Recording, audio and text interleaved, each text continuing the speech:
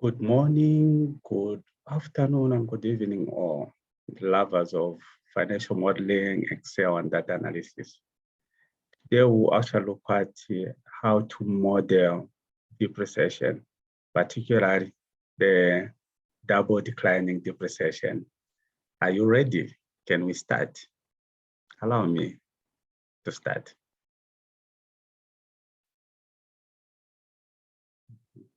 So let's just create a simple scenario and use that as a basis to model the DBB or DDB, double declining depreciation. So can we start? Let's say the economic lifespan, whatever asset that you want to pick, let's say it's 5 years.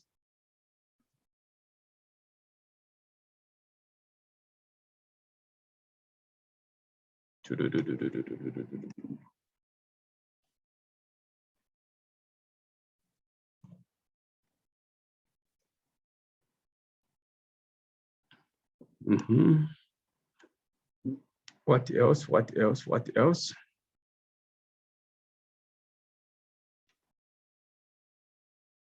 Initial capex.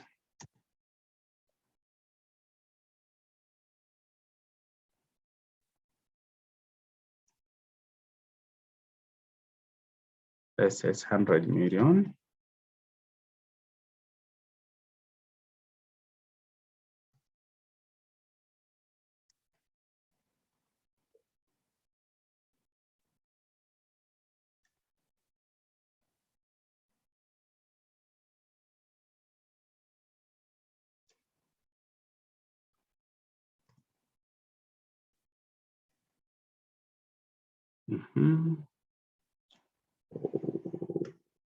Oh, sorry.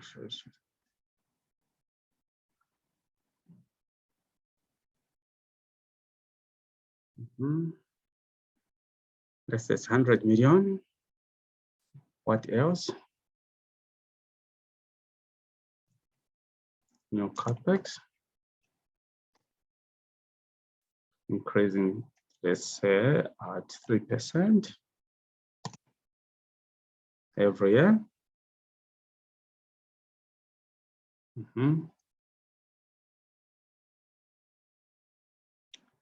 So depreciation rate would be 1 divided by 5. Remember that it is accelerated, double declining, so multiply that by 2, giving us 40%. So show new capex.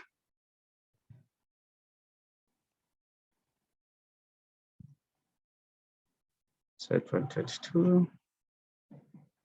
This was in year 2022.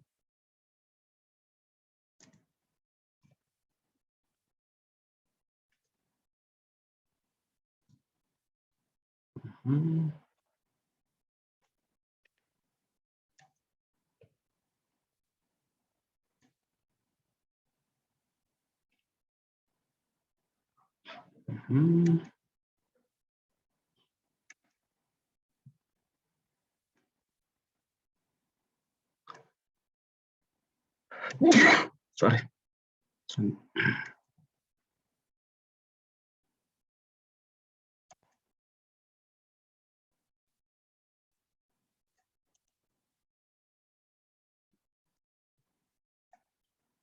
So in 2023, we'll have 100 million times 3%, because every year we are increasing our capex spend by 3%.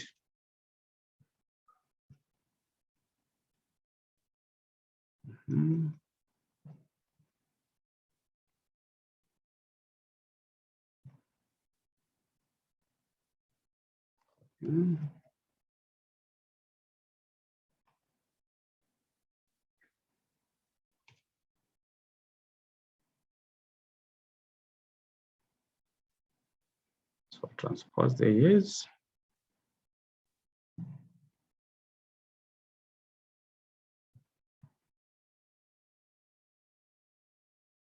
Transpose. And then pick this depreciation there. Oh, how it's like this. Interesting. Okay.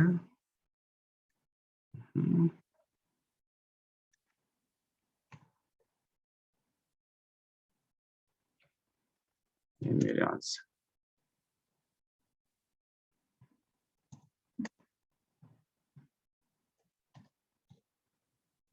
Okay. Create some space.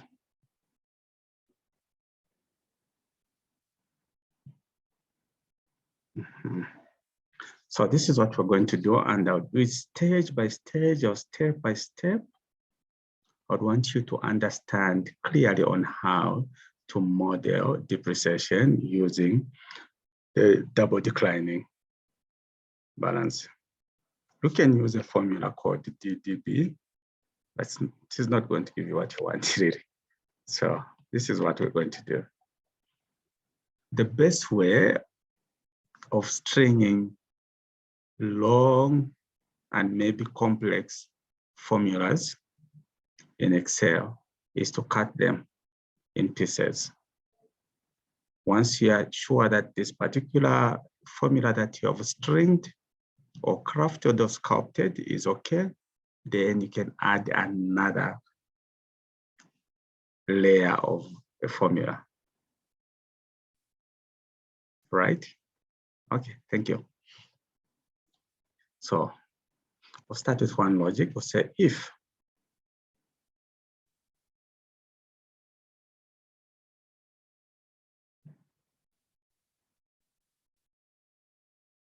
this year equals to that year there, if it is true,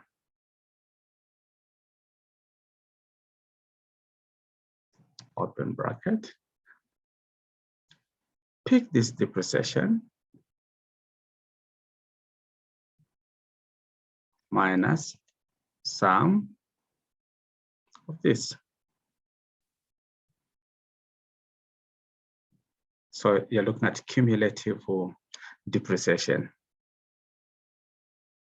But do not forget to lock the column. Once you get that, I'll do this, times depreciation.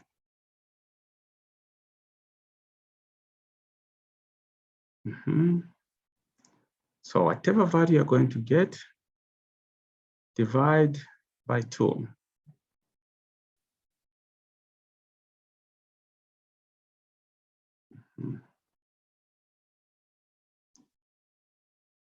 Otherwise,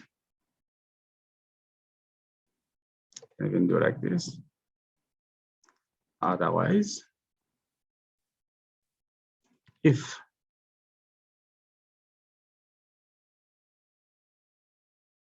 the year you're buying capex, for example, you're buying it in 2022,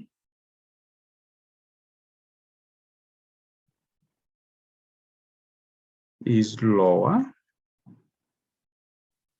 Again, here, I will need to do like that. Then your reporting year.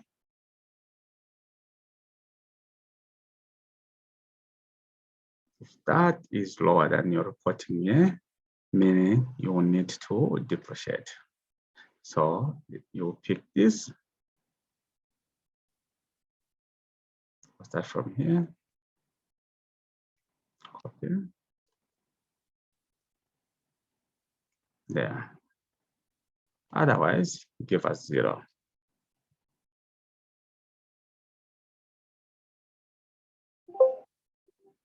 There's something we have done wrongly.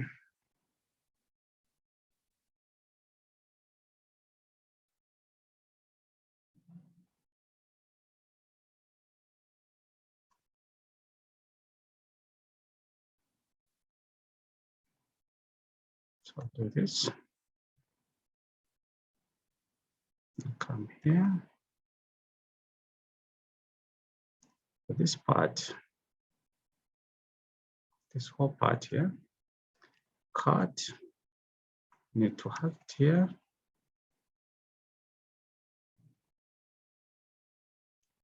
Cut down.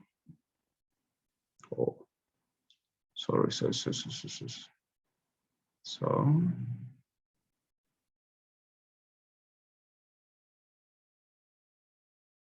we'll do this. Cut and have it here. Cut down. What is happening? We'll do this.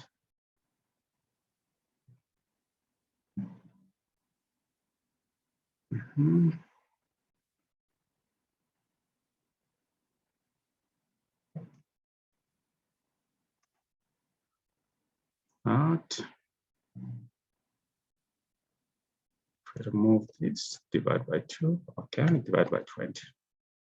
Okay. This is good. So we can type a 0 there and leave it like that for now. Then we have to pick this formula.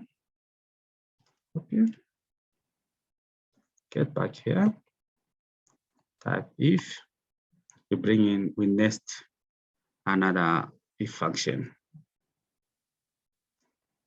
If this, the year of acquiring an asset is less than the year in which you are reporting that particular asset. If it is true, give us that. Otherwise, give us 0.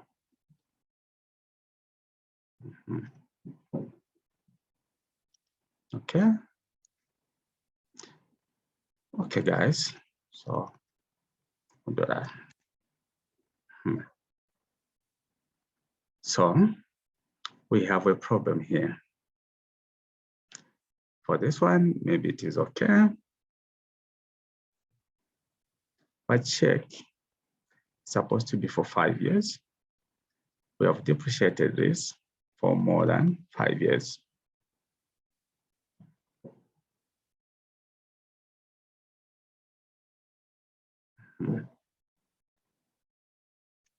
Okay, let's change and have it 6 years. That we have numbers that make sense. 3, 4, 5, 6. Because it's a reducing balance and you keep on reducing like that. But we know that in the 5th year, we shouldn't have any numbers and depreciation numbers going forward. Maybe we can have in the 6th year, that is to assume if there will be a salvage value, which has to be fully depreciated at that time. So,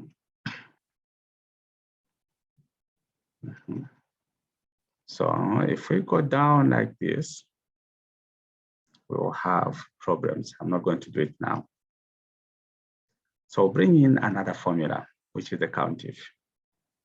Is count if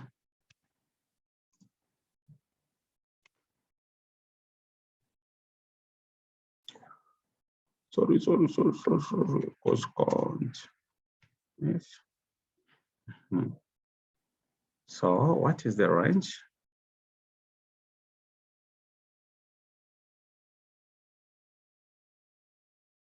The range is in here, like this.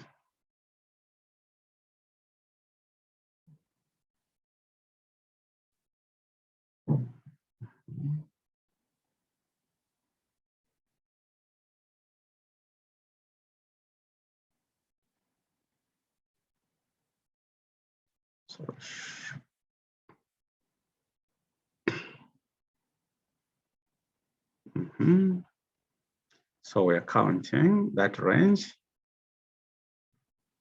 If you will only count if it is greater, the cell numbers, if are greater than 1 or greater than 0, sorry, that is when we are going to start counting. Without that, we'll not count. So I want to test this. Go like that. Okay, it's fine, it's fair. It is fair. Okay. So we'll pick this formula as is, copy, have it there. So say if that formula in there, it is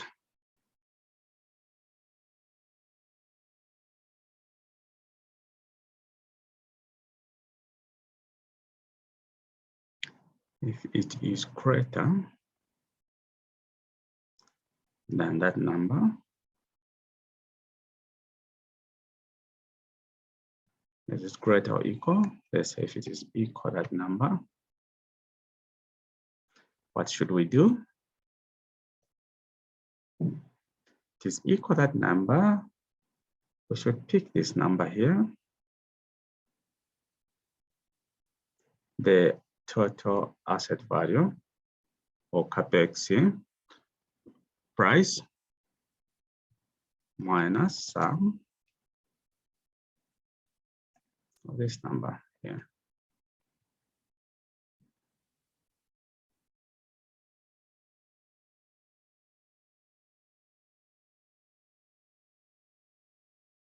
Otherwise,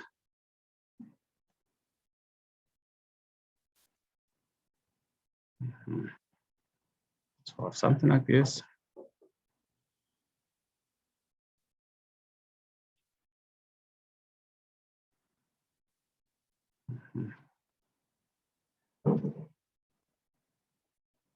Control D. And then do this.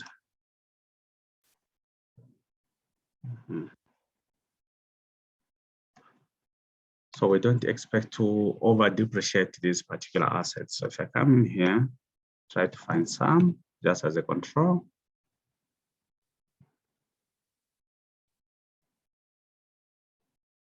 We shouldn't have a number that is higher than the assets. This is what it's going to be. So always what we're doing here is that the first year, we are dividing by 2, and it's very simple. We are assuming that the assets, they'll be evenly distributed. Not all assets will be bought in January. Some may also be bought in December, in February, in June, July, and this is where we're averaging. So it's fair that in the first year of your depreciation for that particular asset that you acquired, you divide by 2. And this is what we're doing. So in short, what we're actually doing here, we are saying this 100 million times 33, which gives us that. But all in all, we are dividing by 2, getting 16.7. So in your model, these are the depreciation numbers that you're going to have.